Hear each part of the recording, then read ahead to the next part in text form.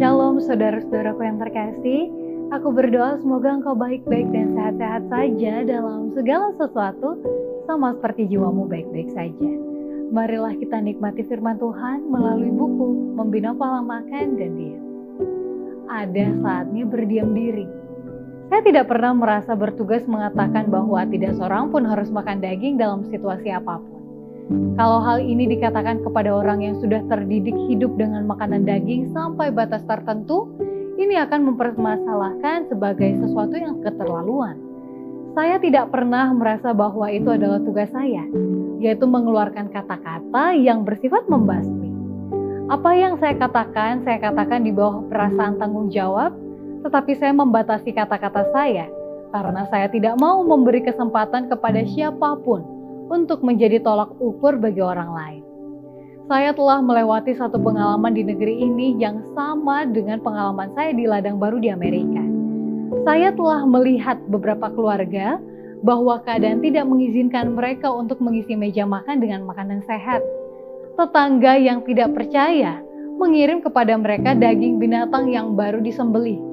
Mereka membuat sup daging dan menyajikannya. Keluarga besar dengan anak-anak yang banyak itu memakan roti dan sup.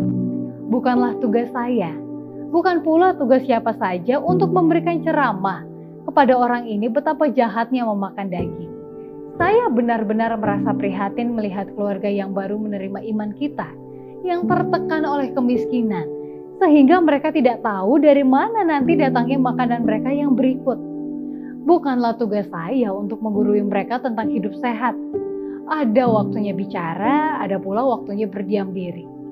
Kesempatan karena keadaan dalam hal ini adalah kesempatan untuk mengucapkan kata-kata yang memberkati dan mendorong semangat, bukan mengutuk atau mempersalahkan.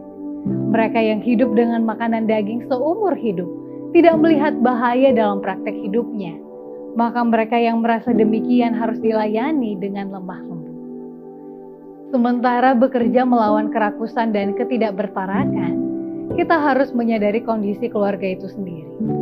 Allah telah mengadakan persediaan bagi mereka yang hidup di negeri yang berbeda-beda di dunia ini. Mereka yang ingin menjadi kawan sekerja Allah harus memperhatikan dengan teliti sebelum mereka menentukan jenis makanan yang harus dimakan dan yang tidak. Kita berhubungan dengan masa. Jikalau reformasi kesehatan yang paling ketat diajarkan kepada mereka yang keadaannya tidak mengizinkan pemakaiannya, lebih banyak bahaya daripada kebaikan yang akan timbul. Sementara saya memberitakan Injil kepada orang miskin, saya mendapat petunjuk yang akan disampaikan kepada mereka supaya mereka memakan makanan yang paling menyehatkan. Saya tak dapat berkata kepada mereka, janganlah memakan telur atau susu atau krim. Janganlah menggunakan mentega dalam penyediaan makanan. Injil ini harus dikhotbahkan kepada orang miskin, tetapi waktunya belum tiba untuk memberitahukan menu makanan yang sehat. Demikianlah renungan kita pada hari ini.